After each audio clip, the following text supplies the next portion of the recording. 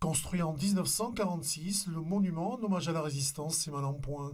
La pluie et le gel le détruisent peu à peu. Un monument emblématique, le 17 août 1944, 30 résistants français et étrangers sont fusillés par les Allemands. Parmi les victimes, le beau-père de Nicole. Mon mari avait un mois et ma belle-mère avait 4 enfants à charge, dont l'aîné avait 14 ans. Et voilà, donc ça s'est terminé avec la rafle les Allemands ont eu ordre de liquider tous les gens qui étaient dans la prison de Rodez. Ce n'est que le lendemain 18 août que les Ruthénois découvrent le massacre. Les nazis ne sont plus là, ils sont partis à l'aube.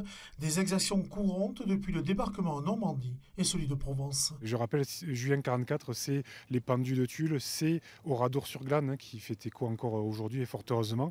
Et on est dans ce type de scénario.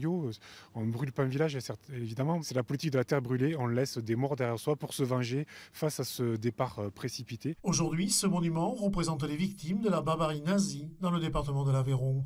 Pour le restaurer, les associations ont besoin de 55 000 €, une nécessité pour que la mémoire se perpétue et que les descendants des victimes puissent se recueillir dignement. Je suis fière de ce qui a été réalisé par mon grand-père et j'estime qu'en tant que petite fille, je dois quand même, j'ai un devoir de mémoire envers lui, donc j'essaie tous les ans au moment de la commémoration de venir rendre un petit hommage en lisant un texte ou quelque chose pour lui rendre hommage. Les dons sont à verser à la Fondation du patrimoine.